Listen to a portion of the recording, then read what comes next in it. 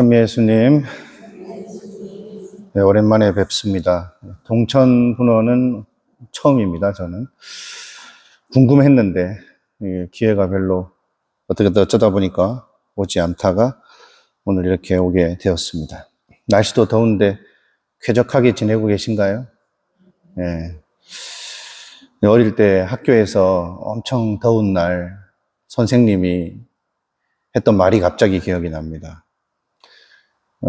오늘처럼 더운 날은 불쾌지수가 올라가니까 서로 잘하자잉? 이런 말씀을 했던 기억이 납니다. 더운 날씨에 쾌적하게 지내는 것도 중요하고 또 서로가 서로를 쾌적하게 대하는 것도 중요하겠죠. 오늘 복음을 보면 예수님께서 고향에서 인정받지 못하는 듯한 상황이 생깁니다.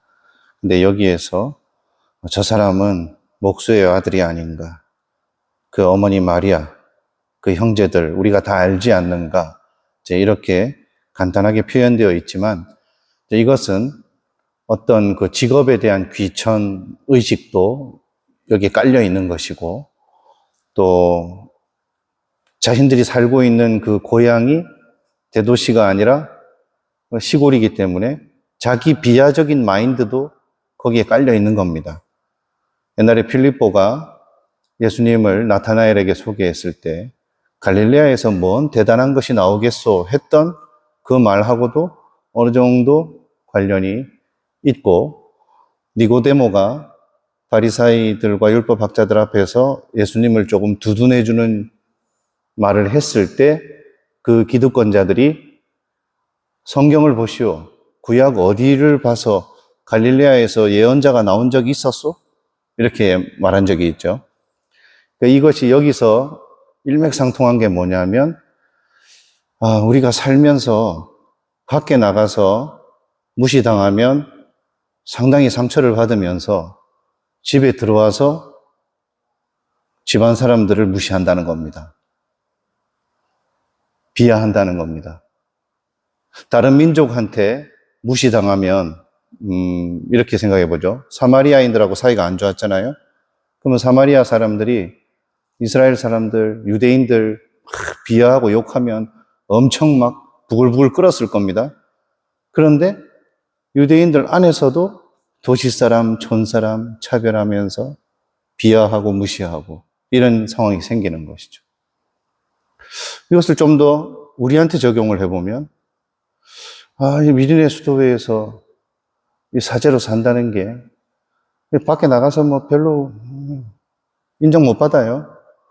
근데 집에 왔더니 이 집안 사람들도 나를 별로 인정하지 않는 것 같아. 무시하는 것 같아. 뭐 이런 상황이랑 비슷한 겁니다. 일독서에도 보면 예레미야 예언자가 하느님의 말씀을 전하는데 안타깝게도 그 말씀에 담긴 메시지를 듣지 않고 그 말씀을 전하는 예레미야라는 메신저를 공격하죠. 예수님도 메시아인데 회당에서 가르침을 들었을 때 사람들은 놀라웠으면서도 예수님이 선포하신 복음 말씀의 그 귀한 가치를 알아듣지 못하고 예수님의 출신 성분, 그러니까 메신저의 흠이 될 만한 것을 건듭니다. 이것은 이제 정치권에서도 많이 일어나는 일입니다. 이게 상대 정치 세력이 입 바른 소리를 하면 그 얘기가 상당히 듣기 싫은데 반박은 못 하겠으니까 그 말 한 사람의 뭐 과거 전력, 조금 이렇게 그 사람의 흠이 될 만한 것들을 막 흡입하죠. 똑같은 겁니다. 수도 공동체에서는 어떨까요? 만약에, 우리는 안 그렇겠지만, 만약에 수도 공동체 안에서도 어떤 소리가 나왔는데 그 소리에 담겨져 있는 뜻을 놓고 토론을 하고 뭐 이렇게 하는 것은 발전을 위해서 건강하다고 봅니다. 누군가가 어떤 메시지를 냈을 때 그 메시지에 담겨져 있는 뜻이 좋으면 그것을 키워나가면 되는데 뭔가 좀 부족하고 한쪽으로 많이 치우쳐진 것 같다? 그러면 그걸 놓고 이야기하면 됩니다. 그런데 어떻게 그렇게 하지 않고 뭐 말은 틀린 게 아닌 것 같은데 그 말을 네가 하니까 듣기 싫어. 이렇게 되면 뭡니까? 메시지가 나왔는데 메신저를 공격하는 거죠. 자, 이런 일이 생기면 이제 어떤 분위기가 만들어지냐면 내가 뭔가 옳다고 생각하는 걸 말하고 싶은데 그렇게 공격받을까봐 자기 스스로도 그냥 그래, 뭐 내가 뭐 잘났다고. 남이 아니라 이제 자기가 자기를 공격하기 시작해요. 자기 스스로가 메신저를 공격하는 겁니다. 이런 안타까운 일이 예수님 시대 이후로 지금까지 우리 안에서도 그렇게 일어나고 있는 것이죠.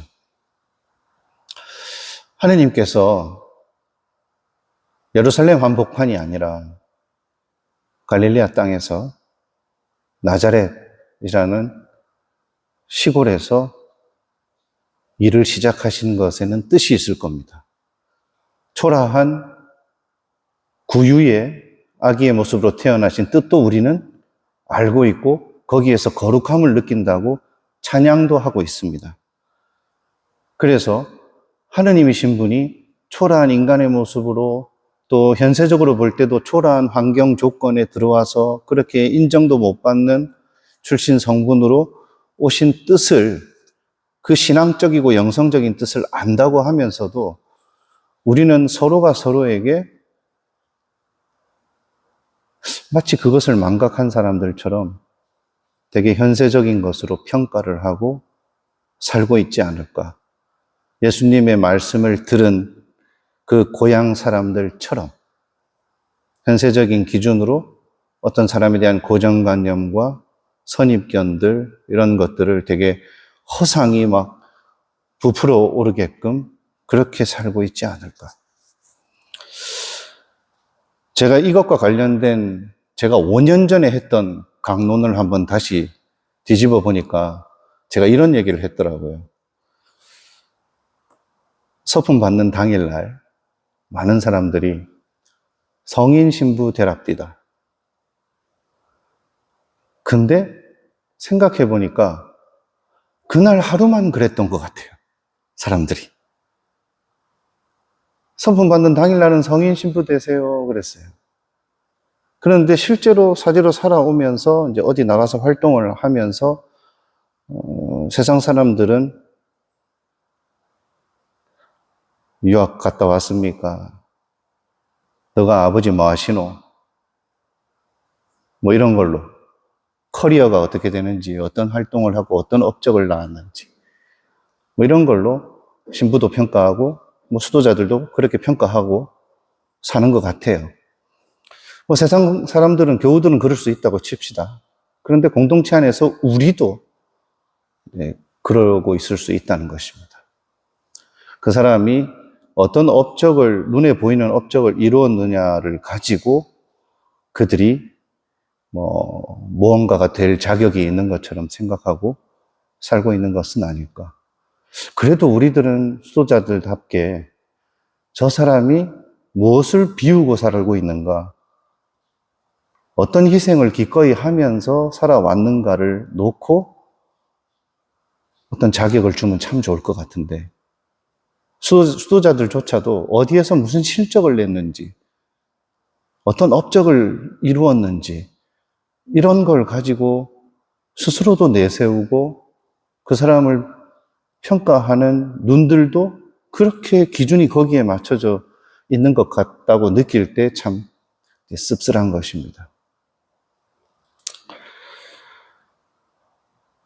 그래서 다시 한번 깊이 오늘의 복음을 보면서 예수님께서 왜 그런 시골 마을에서 태어나셨는지, 그리고 자라셨는지, 그리고 고향에 가서 고향 사람들의 이런 고정관념과 선입견을 감수하면서도 우리에게 이렇게 어떤 메시지를 남기려고 성경에 이렇게 기록이 되어 있는 것인지를 한번 깊이 생각해 보면 좋겠습니다.